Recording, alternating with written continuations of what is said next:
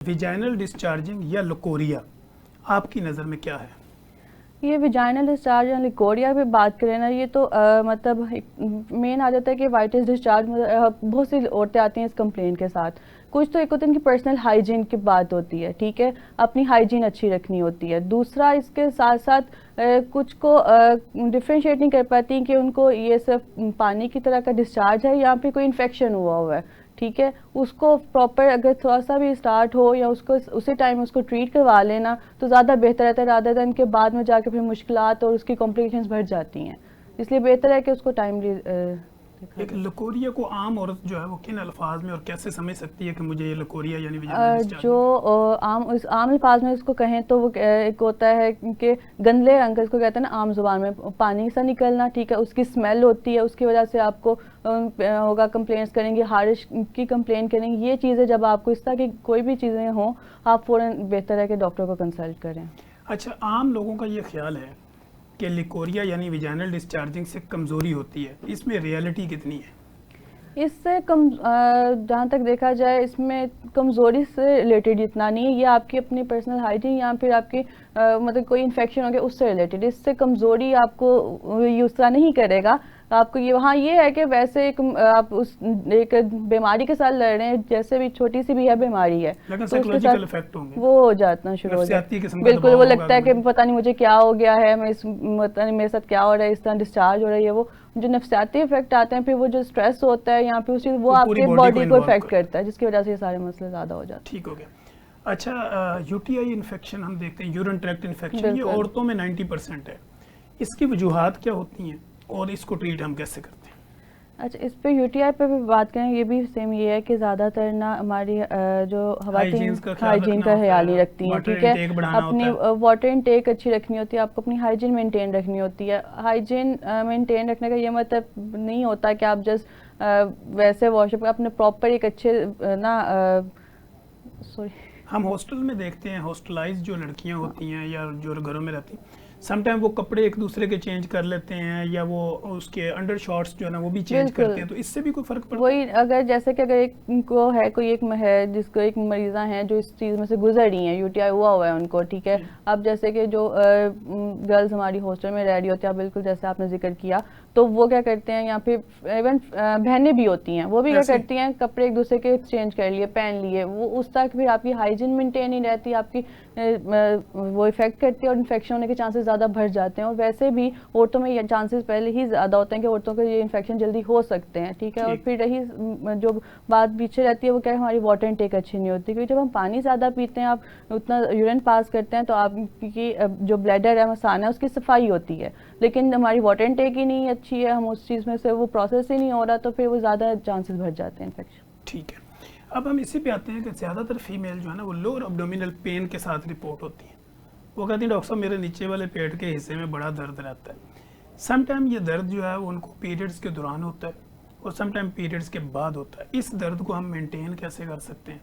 और लोगों को इस दर्द के बारे में कैसे गाइडलाइन दे सकते हैं कि ये क्यों होता है? अच्छा, एक तो जैसे कि आपने बात की है पीरियड्स की और पेन और ये इश्यूज़ की, तो इसके साथ मैं ज़रूर जिक्र करना चाहूँगी कि जो पेन और पीरियड के इश्यूज़ है ना, ये क्या होता है, जो ख़वातीन है ना इस पे बात नहीं करती हैं हमारी, चाहे टीनेजर्स कह लें, क्योंकि इस पे बात करना बहुत ज़रूरी है आजकल के दौर में ना। क्योंकि हम अगर इस पे देखें ना तो बहुत ज़्यादा लोग ना पूरी दुनिया में देखें तो लाखों की तादाद में औरतें ना इस मसले के साथ साथ ना मज़ीद मसलों में घिर जाती है, जिसको आम कह लेंगे, जो आप पीसीओज़ अगर कहीं बात करें उस पर, तो उसका शिकार होती रहती हैं। और वो उसकी वजूहत क्या बनती हैं कि टाइमली जो उनको मसला हो रहा है वो उसको कंसल्ट नहीं कर रही हैं, इस पे बात ही नहीं होती। इस पे बात करना एक वो तरजीह नहीं समझा जाता। यहाँ कह लें कि एक ये टैबू है कि हम कोई भी अगर अनमैरिड है या फिर टीनेजर है, अगर कोई इसको इस तरह का मसला हो रहा है तो उसने गायनी के पास नहीं जाना, चेक नहीं करवाना,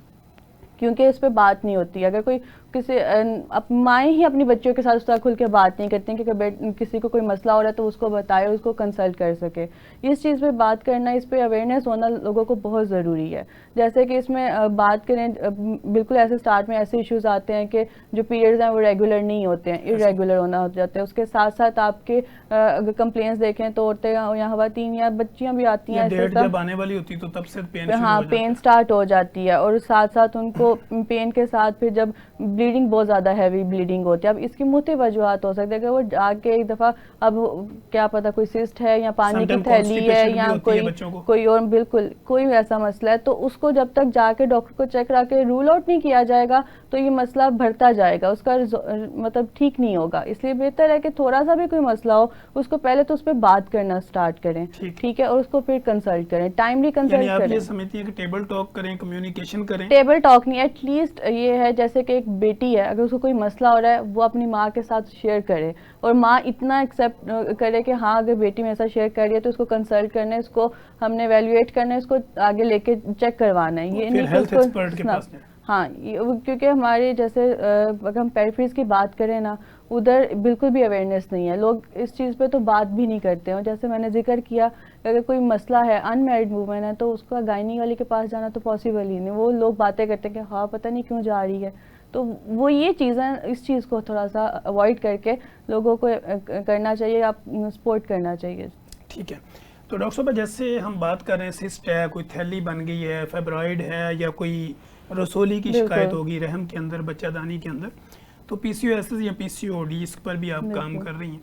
तो पीसीओएस के मसाइल से जान कैसे छुड़ाई जा सकती है? अच्छा, पीसीओएस पे बात ना, पीसीओएस एक ऐसी बीमारी है, इसके साथ इसको ना हम हमेशा एग्जांपल देते हैं, जैसे डायबिटीज़ कह लेना, ये आप अपने लाइफस्टाइल चेंज के साथ, अपनी दवाई के साथ, और थोड़ी सी इस पे प्रॉपरली टाइमली इसको कह लें कि डायग्नोस करके इसको साथ चल सकते हैं। ये बिल्कुल ठीक नहीं होते, लेकिन इसको दवाई और अपनी डाइट और अपनी लाइफस्टाइल चेंज के साथ ना आप मेंटेन रख सकते हैं। इस पे जैसे कि मैंने बात की, ये एक मेन बीमारी इसमें ये होता है कि आपके हार्मोन्स जो है ना, हार्मोन्स इम्बैलेंस हो जाते हैं, ठीक है, और जो अंडे दानी है उसमें ना मल्टीपल छोटी छोटी पानी की थैलियाँ बन जाती हैं, जो आपके हार्मोन्स को डिस्टर्ब करती हैं, जिसकी वजह से पेशेंट में कंप्लेन क्या आती है सबसे पहले कि माहवारी उनकी बेकायदगी के साथ आती है, कभी टाइम से पहले आ रही है, कभी बहुत ज़्यादा गैप आ रहा है कि स्किप हो रही है, यहाँ पे मोटापा आ जाता है, चेहरे पे गैर ज़रूरी बाल आ जाते हैं, एक्नी आना शुरू हो जाती है, साथ साथ उनके कुछ स्ट्रेस इश्यूज़ और ये चीज़ें ज़्यादा बढ़ जाती हैं, और ये सारे मसले मिल के ना उनको एक पीसीओएस की तरफ लेके जाते हैं। उसके अलावा इन खवातीन में ना इंसुलिन रेजिस्टेंस भी डेवलप, और लेटर ऑन कॉम्प्लिकेशन में डायबिटीज़ होने के चांसेस बहुत ज़्यादा होते हैं, क्योंकि हार्मोनल इम्बैलेंस होता है, जिसकी वजह से इंसुलिन लबलबा बना रहा होता है, लेकिन इंसुलिन उस पर काम नहीं कर रही होती, जिसकी वजह से इंसुलिन रेजिस्टेंस और डायबिटीज़ तक लीड करती हैं। और अगर बिल्कुल इस पे वेट भी बढ़ना शुरू हो जाए, बिल्कुल तवज्जो ना दी जाए तो ये लीडिंग टू कैंसर्स भी हो सकते हैं, ठीक है, उसी रसोलियों में, उसी सिस्टम बिल्कुल। इस वजह से इसका हल ये है कि इसको एक तो सबसे पहले इसको टाइमली डायग्नोज किया जाए, अगर थोड़ा सा भी इशू हो रहा है कंसल्ट किया जाए, इसकी मेडिसिन ली जाए, और इसके साथ साथ मसला आता है, मेन जो इशू आता है तब डायग्नोज होता है शादी के बाद, जब हमल नहीं ठहरता, ठीक है, खवातीन आती हैं कि बिल्कुल कंसेप्शन नहीं हो रही है, इतना अरसा हो गया शादी के, मतलब 1.5-2 साल हो गया, लेकिन कंसेप्शन नहीं हो रही है, तब वो डायग्नोज होती हैं कि पीसीओएस है। और फिर उसके साथ साथ अब जब डायग्नोज हो जाता है, इसके साथ भी लोग कंसीव करते हैं, लेकिन आपको अपनी दवाई पे प्रॉपर लेनी होती है, जिससे आपको डॉक्टर गाइड कर रहा है, साथ आपको अपनी डाइट मैनेज करनी होती है, कोई ये जैसे जंक फूड नहीं खाना, ठीक है, आटे में थोड़ी सी तब्दीली करनी होती है, ये चीज़ें, और साथ अपनी डेली अपनी रूटीन ऐसी करनी होती है कि आप थोड़ी सी एक्सरसाइज ज़रूर करें खुद को, अगर स्ट्रेस में है, क्योंकि इसकी वजह से हार्मोन्स के बाद स्ट्रेस के पे आता है, तो उसको थोड़ा सा मेंटेन करें। दूसरा, अपनी डेली की थोड़ी सी वॉक, एक्सरसाइज, खुद को एक्टिव रखें, अपना लाइफस्टाइल चेंज करें। सेडेंटरी लाइफस्टाइल भी एक मेजर इशू आता है इसमें, क्योंकि जब लाइफस्टाइल ऐसा होता है और मोटापा ज़्यादा हो जाता है, वज़न बढ़ जाता है, तो ये मसला ज़्यादा बढ़ जाता है, उसको भी मेंटेन करना होता है। अगर आप ये सारी चीज़ें साथ लेके चलेंगे, दवाई टाइम पे लेंगे, तो इससे रिकवर किया जा सकता है।